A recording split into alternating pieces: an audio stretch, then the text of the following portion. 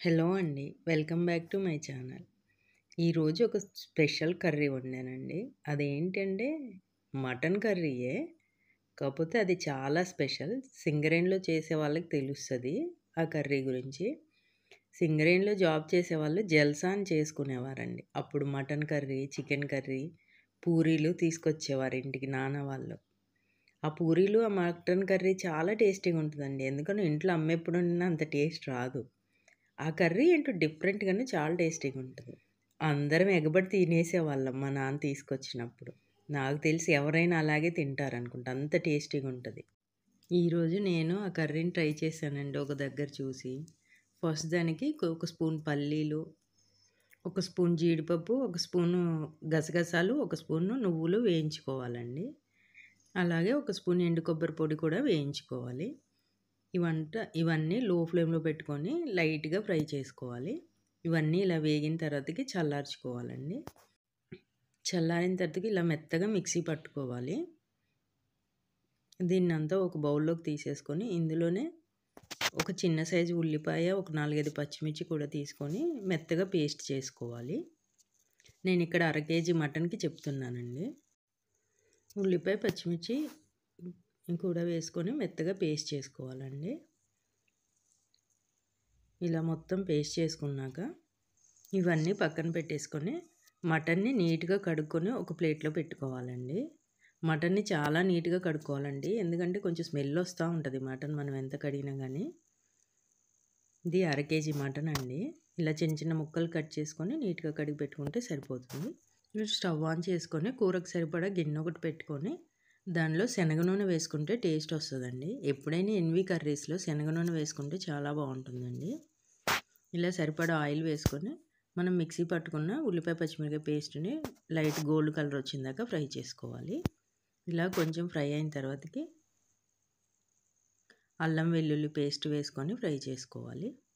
అల్లం వెల్లుల్లి పేస్ట్ వేగిన తర్వాతకి 2 యాలకులు, 2 లవంగాలు, చిన్న దాల్చిన చెక్క ముక్క వేసుకొని అవి కూడా వేగనివ్వాలండి.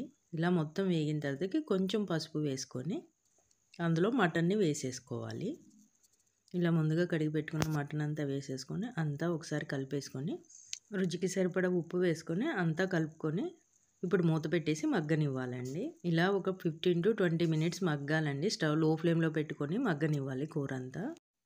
ఇది మా కూర. ఇప్పుడు మా జాగ్గడి కూర అండి. మా జాగ్గడి రైస్, చికెను, క్యారెటు అన్నీ వేసేసి ఇలా కుక్కర్ పెట్టేస్తాను. ముందు దానికే పెట్టాలి, లేకపోతే మనల్ని చంపేస్తది. వంట చేసేటప్పుడు నేను ఖచ్చితంగా ఒక కప్పు టీ తాగుతానండి. మార్నింగ్ మా వారితో ఒక కప్పు కాఫీ తాగుతా. వంట చేసేటప్పుడు ఒక కప్పు టీ తాగుతాను. ఒక కప్పు టీ తాగితే చాలా రిలాక్స్డ్‌గా ఉంటదండి వంట చేసేటప్పుడు. అలాగే మధ్య మధ్యలో ఈ కూరని కలుపుకుంటూ ఉండాలండి. లో ఫ్లేమ్‌లో పెట్టుకొని కూర వండుకుంటే చాలా రుచిగా ఉంటదండి. ఈ కూర ఉడికేలోపు రైస్ కూడా కడిగి పెట్టేసుకుంటే సరిపోతుందండి. ఇప్పుడు ఈ కూరలో గ్రేవీకి సరిపడా వాటర్ వేసుకోవాలండి. మటన్ ఉడకడానికి కొంచెం వాటర్ ఎక్కువ పడుతుంది కాబట్టి నేను గ్లాసున్నర వాటర్ పోసానండి. ఇలా సగం ఇలా ఉడుకుతున్నప్పుడు మనం ముందుగా పొడి చేసుకొని పెట్టుకున్న పౌడర్‌ని వేసేసుకోవాలి దీంట్లో. అలాగే రుచికి సరిపడా కారం వేసుకోవాలి. కారం వేసుకున్నాక అంతా ఒకసారి కలిపేసుకొని మూత పెట్టేసుకొని ఇది కూడా లో ఫ్లేమ్‌లో పెట్టుకొని ఉడకనివ్వాలండి. మనం ఆ పల్లీలు, నువ్వులు, ఆ పౌడర్ వేసాం కదా, త్వరగా చిక్కబడుతుందండి కూర. అందుకని కలుపుతూనే ఉండాలండి కూరని. ఇలా మొత్తం ఉడికిన తర్వాతకి గరం మసాలా, ధనియాల పౌడరు, కొత్తిమీర వేసేసుకొని అంతా కలిపేసుకొని స్టవ్ ఆఫ్ చేసేసుకోవడమేనండి. అంతే, జల్సా మటన్ కర్రీ రెడీ.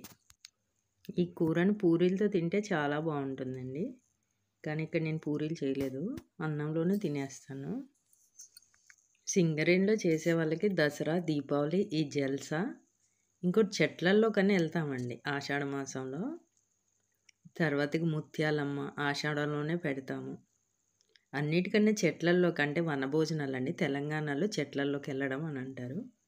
అన్నీ ప్రిపేర్ చేసుకొని అక్కడికి వెళ్ళి ఒక రాయిని దేవుళ్ళలాగా పూజ చేసేసి ఒక కోడిని కోసేసి ఆ కోడి కూర అక్కడే వండేసి ఆ చెట్లల్లో అన్ని ఫ్యామిలీస్ కలిసి కూర్చొని తింటామండి. చాలా బాగుంటుందండి.